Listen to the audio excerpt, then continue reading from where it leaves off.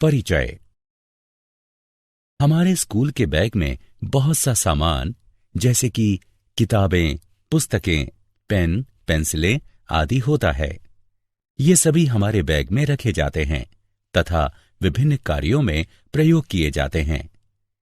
इसी प्रकार एक कोशिका भी अनेक कोशिका अंगकों से मिलकर बनी होती है, जो कि विभिन्न कार्यों को संपन्न अर्थात पूरा करती है।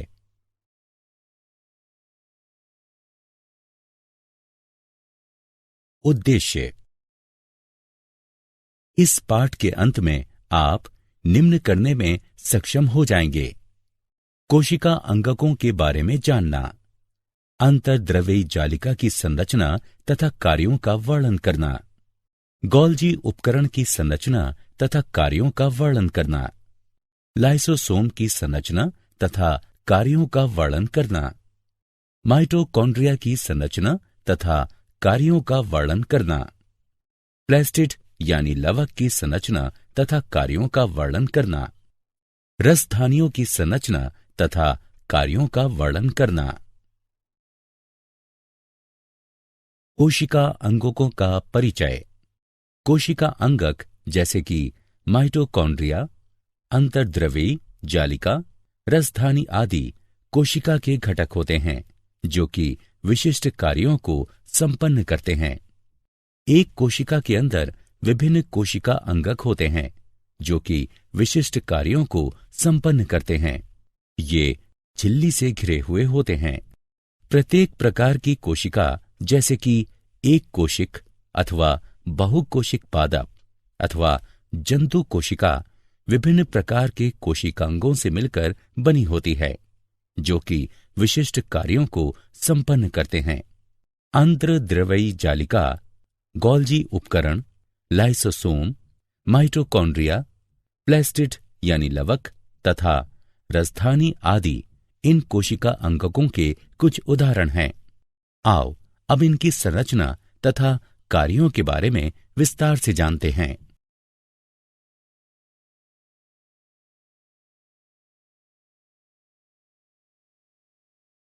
अंतर्द्रव्यी जालिका। अंतर्द्रव्यी जालिका झिल्ली युक्त नलिकाओं तथा शीट का एक बहुत बड़ा तंत्र है। इसमें लंबी नालिकाओं अथवा गोल थैलों जैसी संरचनाएं पाई जाती हैं, जिन्हें पुटिकाएं कहते हैं। राइबोसोम की उपस्थिति के आधार पर अंतर्द्रव्यी जालिका दो प्रकार की होती है: खुरदरी अंतर्द्रव्यी जालिका अर्थात RER तथा चिकनी अंतर्द्रव्यी जालिका यानी SER। इलेक्ट्रॉन सूक्ष्मदर्शी से देखने पर खुरदरी अंतर्द्रव्यी जालिका यानी RER की सतह खुरदरी दिखाई पड़ती है, क्योंकि इसकी सतह पर राइबोसोम लगे होते हैं। राइबोसोम पर प्रोटीन संश्लेषित होता है, इसलिए खुरदरी अंतर्द्रव्यी जालिका यानी RER प्रोटीन संश्लेषण तथा कोशिका के अंदर इनके परिवहन में भी लाभदायक होती है। चिकनी अंतर्द्रव्यी जालिका यानी SER की सतह पर कोई भी राइबोसोम नहीं पाया जाता है। SER वसा अथवा लिपिड अणुओं के निर्माण में सहायता करती है, जो कि कोशिका कार्यों के लिए महत्वपूर्ण होते हैं। कुछ प्रोटीन तथा वसा कोशिका झिल्ली को बनाने में सहायता करते हैं। इस प्रक्रिया को झिल्ली जीवात जनन कहते हैं। ये कशेरुकी के यकृत की कोशिकाओं में विष तथा दवा को निराविषीकरण करने में महत्वपूर्ण भूमिका निभाती है।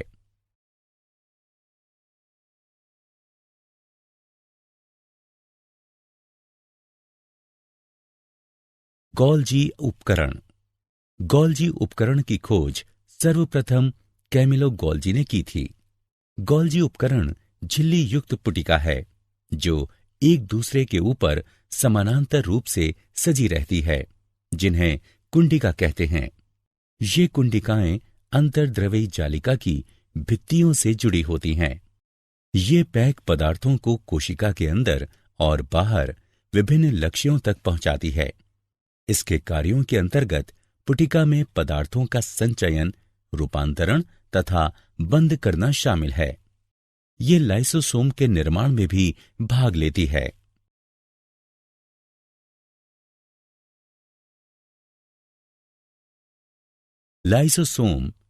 लाइसोसोम एकल झिल्ली युक्त थैले होते हैं जिनमें कि पाचनकारी एंजाइम पाए जाते हैं।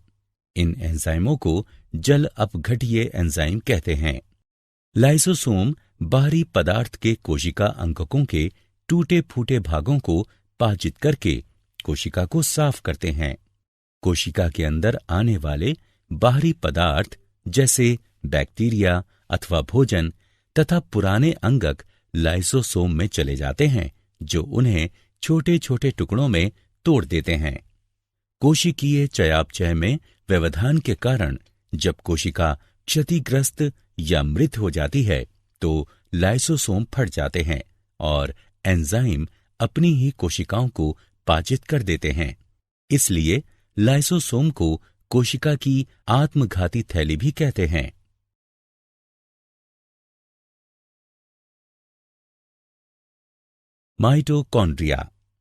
माइटोकॉन्ड्रिया कोशिका का बिजली घर है, क्योंकि कोशिका के लिए आवश्यक विभिन्न रासायनिक क्रियाओं को करने के लिए माइटोकॉन्ड्रिया एटीपी यानी एडिनोसिन ट्राइफॉस्फेट के रूप में ऊर्जा प्रदान करते हैं। एटीपी को कोशिका की ऊर्जा मुद्रा के रूप में जाना जाता है। माइटोकॉन्ड्रिया में दोहरी झिल्ली होती है। बाहरी झिल्ली छिद्रित होती है। भीतरी झिल्ली में बहुत ज्यादा वलय होते हैं। इन वलयों को क्रिस्टी कहते हैं।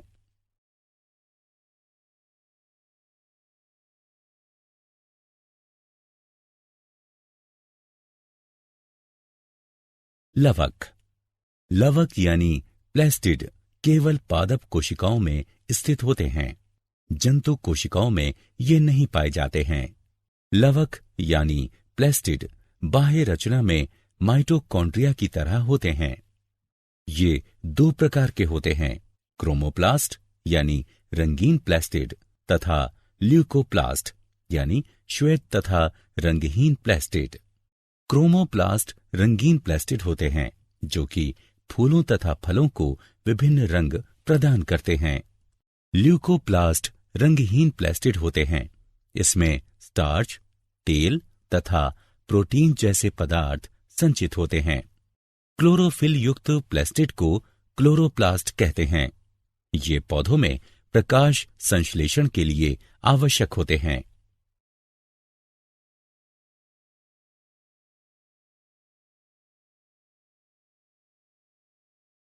रसधानियां ठोस अथवा तरल पदार्थों की संग्राहक थैलियां होती हैं। जंतु कोशिकाओं में रसधानियां छोटी होती हैं, जबकि पादप कोशिकाओं में रसधानियां बहुत बड़ी होती हैं।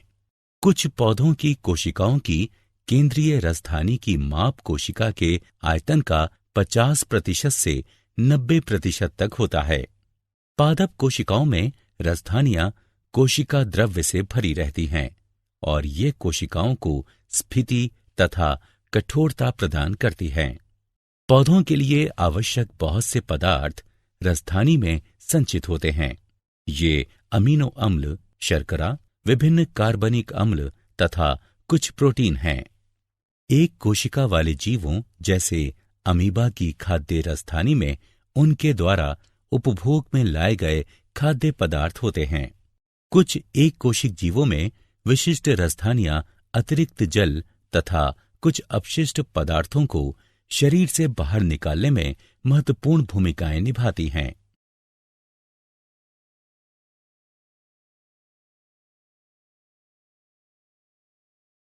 सारांश।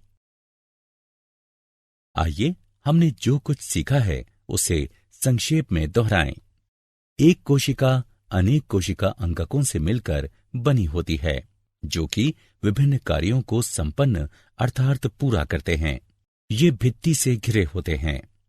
अंतर्द्रवी जालिका झिल्ली युक्त नालिकाओं तथा शीट का एक बहुत बड़ा तंत्र है। राइबोसोम की उपस्थिति के आधार पर अंतर्द्रवी जालिका दो प्रकार की होती है, खुरदरी अंतर्द्रवी जालिका यानी RER तथा चिकनी अंतर्द्रवई जालिका यानी SER। गोल्जी उपकरण झिल्ली युक्त पुटिका है जो एक दूसरे के ऊपर समानांतर रूप से सजी रहती है, जिन्हें कुंडिकाएं कहते हैं। ये पैक पदार्थों को कोशिका के अंदर और बाहर विभिन्न लक्ष्यों तक पहुंचाती है।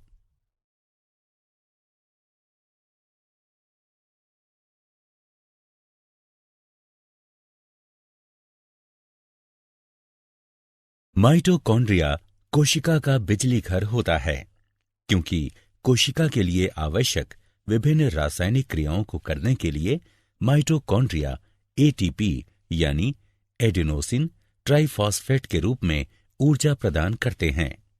लवक अर्थात प्लेस्टिड केवल पादप कोशिकाओं में स्थित होते हैं।